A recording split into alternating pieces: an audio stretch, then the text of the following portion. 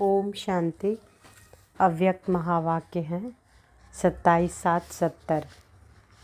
अव्यक्त बनने के लिए मुख्य शक्तियों की धारणा। अव्यक्त बनने के लिए मुख्य शक्तियों की धारणा। ध्यान से सुने। आज बाप दादा किस रूप में देख रहे हैं? एक एक के मुखड़े के अंदर क्या देख रहे हैं जान सकते हो? हर एक कहाँ तक अव्यक्त मूर्त, आकर्षण मूर्त, अलौकिक मूर्त और हर्षित मूर्त बने हैं। तो बाबा आज क्या देख रहे हैं सबके मुखड़े में? कि हर एक कहाँ तक अव्यक्त मूर्त, आकर्षण मूर्त, अलौकिक मूर्त और हर्षित मूर्त बने हैं। यह देख रहे हैं। चारों ही लक्षण इस मुखड़े से दिखाई पड़ते हैं। कौन कौन कहाँ तक बने हैं वह हर एक का मुखड़ा साक्षात्कार कराता है। जैसे दर्पण में स्थूल चेहरा दिखता है, जैसे दर्पण में स्थूल चेहरा देखते हैं, वैसे दर्पण में यह लक्षण भी देखते हो। बाबा कह रहे हैं यह लक्षण देखते हो। देखने से अपना साक्षात्कार क्या होता है? चारों लक्षण से विशेष कौन सा लक्षण अपने में देखते हो? अपने आप को देखने का अभ्यास हर एक को होना चाहिए। अंतिम स्टेज ऐसी होनी है जिसके हर एक के मुखड़े से यह सर्व लक्षण प्रसिद्ध रूप में दिखाई पड़ेंगे। अभी कोई गुप्त है, कोई प्रत्यक्ष है, कोई गुण विशेष है, कोई उनसे कम है, लेकिन संपूर्ण स्टेज में यह सभी लक्षण समान रूप में और प्रत्यक्ष रूप में दिखाई देंगे। तो बाबा कह रहे हैं कि संपूर्ण स्टेज में यह सभी लक्षण, कौन से लक्षण? अव्यक्त मूर्त, आकर्षण मूर्त, अलौकिक मूर्त और हर्षित मूर्त, यह सभी लक्षण समान रूप में और प्रत्यक्ष रूप में दिखाई देंगे, जिससे सभी की नंबरवार प्रत्यक्षता होनी है। जितना जितना जिसमें प्रत्यक्ष रूप में गुण आते हैं उतनी उतनी प्रत्यक्षता की भी होती जा रही है। आज विशेष किस कार्य के लिए आए हैं? पांडव सेना प्रति। पांडवों की भट्टी का आरंभ है। अपने में क्या नवीनता लानी है यह मालूम है? विशेष भट्टी में आए हो तो विशेष क्या धारणा करेंगे? हर एक ने अपना अपना लक्ष्य सुनाया। टीचर साहब बताओ इस पांडव सेना से क्या क्या कराना है? तो यह पहले से सुनते ही अपने में सभी पॉइंट्स भरने का प्रयत्न कर लेंगे, जो फिर आपको मेहनत नहीं करनी पड़ेगी। आप इन्हों से क्या चाहते हो यह एक सेकंड में अपने को बदल सकते हैं। मुश्किल तो कुछ भी नहीं हो सकता। और जो निमित्त बने हुए उन्हों को मदद भी बहुत अच्छी मिलती है। पांडव सेना तो कल पहले ही प्रसिद्ध है ही। पांडव सेना तो कल पहले ही प्रसिद्ध है ही। पांडवों के कर्तव्य का यादगार तो प्रसिद्ध है। जो कल पहले हुआ है वह सिर्फ अभी रिपीट करना है अव्यक्त बनने के लिए। वाह! जो भी सभी ने लक्ष्य सुनाया उसको पूर्ण करने के लिए क्या क्या अपने में धारण करना है वह आज सुनाते हैं। सर्व पांडव अपने को क्या कहलाते हो? ऑलमाइटी गॉड फादर के बच्चे कहलाते हो ना। तो अव्यक्त बनने के लिए मुख्य कौन सी शक्तियों को अपने में धारण करना है? तो बाबा क्या कह रहे हैं कि सर्व पांडव अपने को क्या कहलाते हो? ऑलमाइटी गॉड फादर के बच्चे कहलाते हो। तो अव्यक्त बनने के लिए मुख्य कौन सी शक्तियों को अपने में धारण करना है? तभी जो लक्ष्य रखा है वह पूर्ण हो सकेगा। भट्टी में मुख्य कौन सी शक्तियों को धारण करके जाना है वह बताते हैं।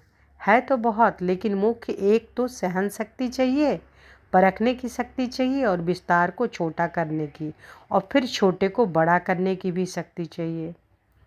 तो कौन कौन सी शक्ति बाबा बोल रहे हैं कि है बहुत, लेकिन मुख्य एक तो सहन शक्ति चाहिए, परखने की शक्ति चाहिए और विस्तार को छोटा करने की, फिर छोटे को बड़ा करने की भी शक्ति चाहिए। कहाँ विस्तार को कम करना पड़ता है, कहाँ विस्तार भी करना पड़ता है। समेटने की शक्ति, समाने की शक्ति, सामना करने की शक्ति और निर्णय करने की भी शक्ति चाहिए।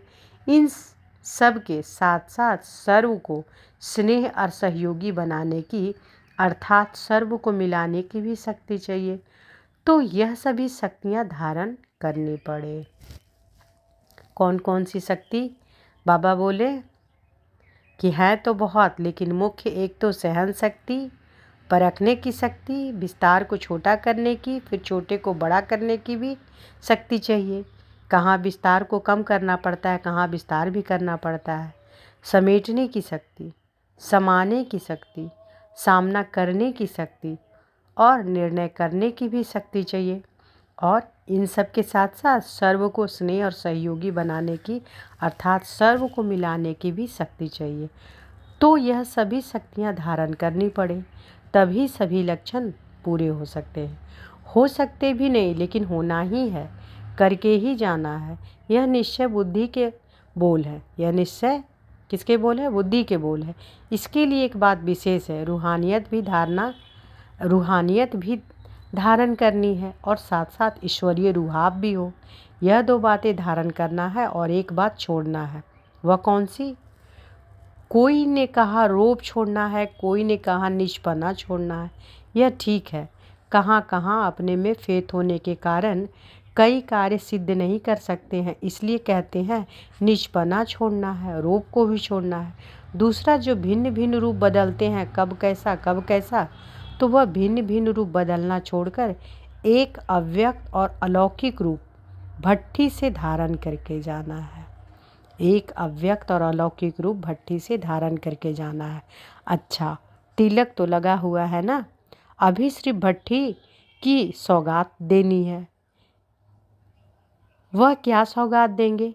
तिलक लगा हुआ है, ताजधारी भी हैं, वह ताज देना है। ताजधारी भी हैं, वह ताज देना है।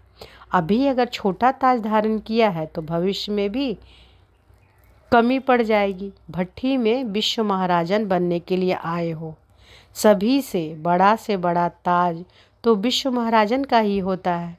उनकी फिर क्या क्या जिम्मेवारियां होती है, वह भी पाठ पढ़ना होगा। यह भी एक अच्छा समागम है। आपकी टीचर चंद्रमणि दीदी बड़ी हर्षित हो रही है, क्योंकि देखती है कि हमारे सभी स्टूडेंट्स विश्व महाराजन बनेंगे। इस ग्रुप का नाम क्या है मालूम? एक एक में विशेष गुण है, इसलिए यह विशेष आत्माओं का ग्रुप है। अपने को विशेष आत्मा समझते हो? देखा, यह किचन त्रिमूर्ति की किचन सौगात देते हैं। इस लक्ष्य को देख ऐसे लक्षण धारण करने हैं, 1-2 के संस्कारों को मिलाना है और साथ साथ यह जो चाबी की निशानी दी है अर्थात सर्व शक्तियाँ जो सुनाई है, उनकी चाबी लेकर ही जाना है। लेकिन यह दोनों बातें कायम तब रहेगी जब रचयिता और रचना का यथार्थ ज्ञान स्मृति में होगा। इसके लिए यह याद सौगात है। अपने को सफलता मूर्त समझते हो? सफलता अर्थात संपूर्ण गुण धारण करना। अगर सर्व बातों में सफलता है तो उनका नाम संपूर्ण मूर्त, सफलता के सितारे हैं। उसी स्मृति में रह कार्य करने से ही सफलता का अधिकार प्राप्त होता है। सफलता के सितारे बनने से सामना करने की शक्ति आती है। सफलता को सामने रखने से समस्या भी पलट जाती है और सफलता प्रैक्टिकल में भी हो जाती है।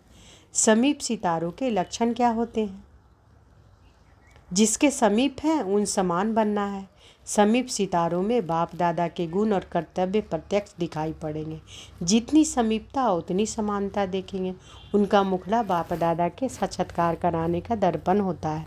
उनको बाप दादा का परिचय देने का प्रयत्न कम करना पड़ता है, क्योंकि वह स्वयं ही परिचय देने के मूर्त होते हैं। उनको देखते ही बाप दादा का परिचय प्राप्त हो जाता है। सर्विस में ऐसा प्रत्यक्ष सबूत देखेंगे। भल देखेंगे आप लोगों को, लेकिन आकर्षण बाप दादा की तरफ होगी। इसको कहा जाता है सनसोज फादर, स्नेह समीप लाता है।